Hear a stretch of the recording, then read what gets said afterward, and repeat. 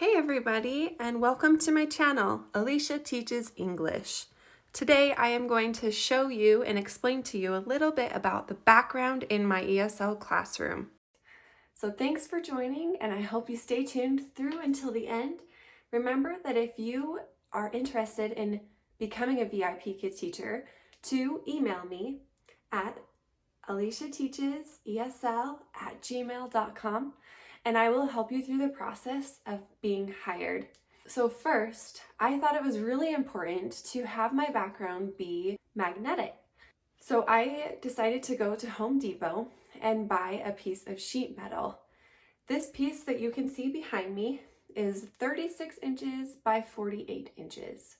As you can see, my dyno is attached by some real fancy tape covering my magnets. So these are those little really teeny tiny magnets that you can buy.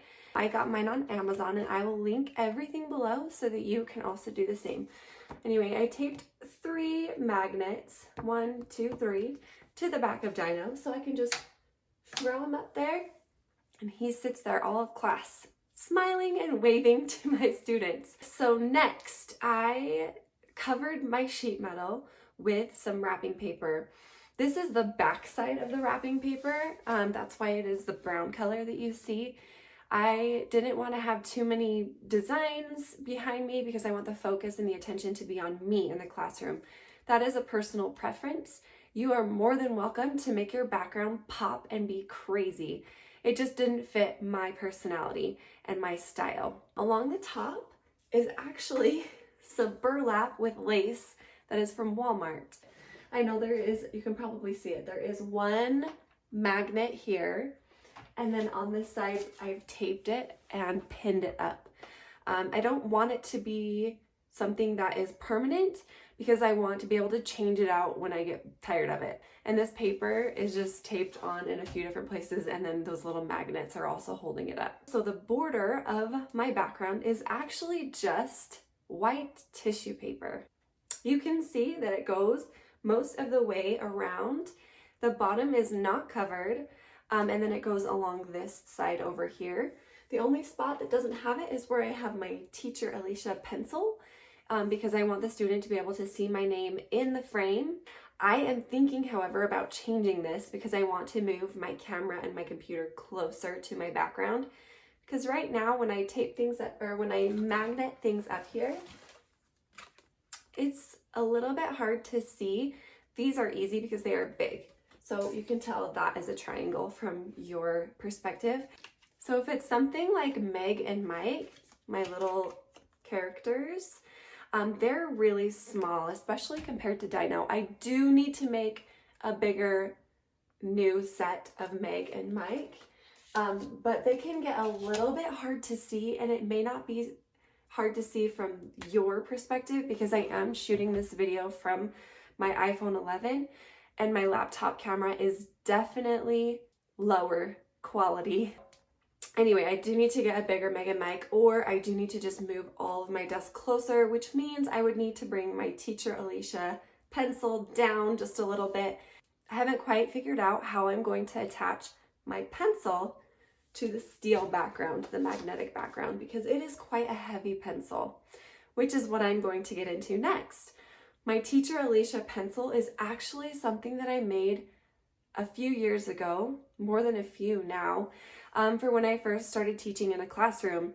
It said Mrs. Nebaker, if I remember correctly. I think it did. It said Mrs. Nebaker, and I thought, why let this go to waste? Just because I'm not teaching in the classroom anymore should not make my cute pencil go to waste. It's a hunk of wood. I think it's a 2x4, and I painted it to look like a pencil, sanded it, did all the things, and then I actually made a couple of them as gifts for my coworkers. So I couldn't let this pencil go to waste. It was just sitting in my storage, and I thought, I am going to change it to fit my VIPKID classroom.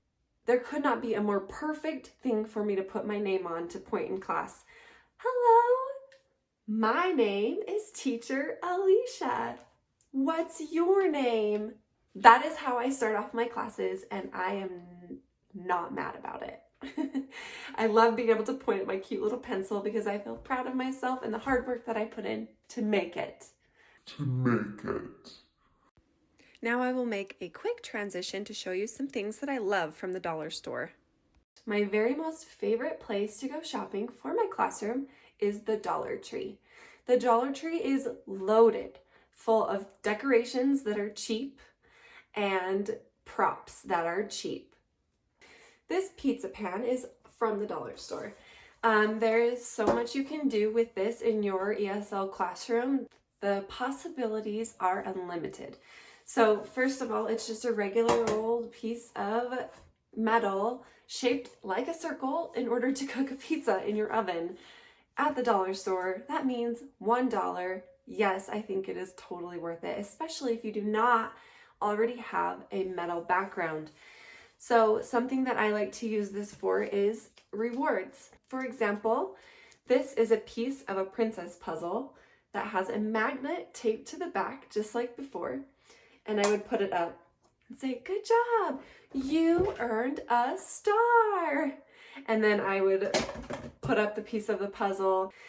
Another one of my favorite things from the dollar store is this cute little pointy finger. And of course, I had to choose pink.